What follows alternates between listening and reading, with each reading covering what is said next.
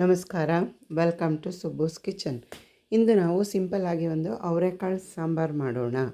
ಮೊದಲಿಗೆ ಅವರೆಕಾಯನ್ನು ಬಿಡಿಸಿ ತೊಳೆದು ಸ್ವಲ್ಪ ನೀರು ಹಾಕಿ ಬೇಯಿಸಿಕೊಳ್ಳೋಣ.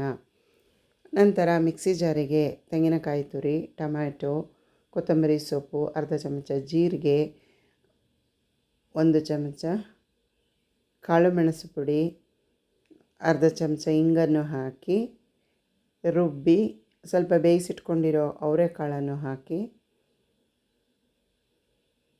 ರುಬ್ಬಿ ರೆಡಿ ಇಟ್ಟುಕೊಳ್ಳೋಣ. ನಂತರ ಒಂದು ಪ್ಯಾನನ್ನು ಒಲೆಯ ಮೇಲಿಟ್ಟು 2 ಚಮಚ ಎಣ್ಣೆಯನ್ನು ಹಾಕಿ, ಎಣ್ಣೆ ಬಿಸಿಯಾದ ಮೇಲೆ ಅರ್ಧ ಚಮಚ ಸಾಸಿವೆ ಹಾಕಿ, ಸಾಸಿವೆ ಸಿಡಿದ ಮೇಲೆ ಅದಕ್ಕೆ ಕರಿಬೇವಿನ ಸೊಪ್ಪು ಮತ್ತು 1/4 ಚಮಚ ಇಂಗನ್ನು ಹಾಕಿ ಫ್ರೈ ಮಾಡಿಕೊಳ್ಳೋಣ. ನಂತರ ಬೇಯಿಸಿಟ್ಕೊಂಡಿರೋ ಅವರೆಕಾಳು ನೀರಿನ ಸಮೇತ ಒಗ್ಗರಣೆಗೆ ಹಾಕಿ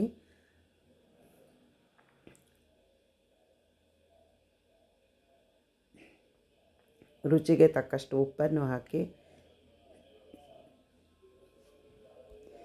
ಚೆನ್ನಾಗಿ ಮಿಕ್ಸ್ ಮಾಡಿಕೊಂಡು ರುಚಿಗೆ ಬೇಕಾದಷ್ಟು ರುಬ್ಬಿಟ್ಟುಕೊಂಡ ಮಸಾಲೆ ಮತ್ತು ರುಚಿಗೆ ಬೇಕಾದಷ್ಟು ರಸಮ್ ಪೌಡರನ್ನು ಹಾಕಿ ಚೆನ್ನಾಗಿ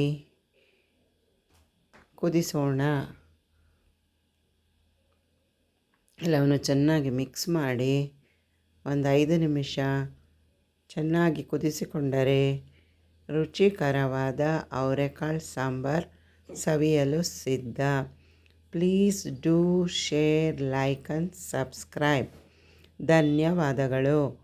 ಥ್ಯಾಂಕ್ಸ್ ಫಾರ್ ವಾಚಿಂಗ್. ಬಹಳ ರುಚಿಕರವಾದ ಸಾಂಬಾರ್.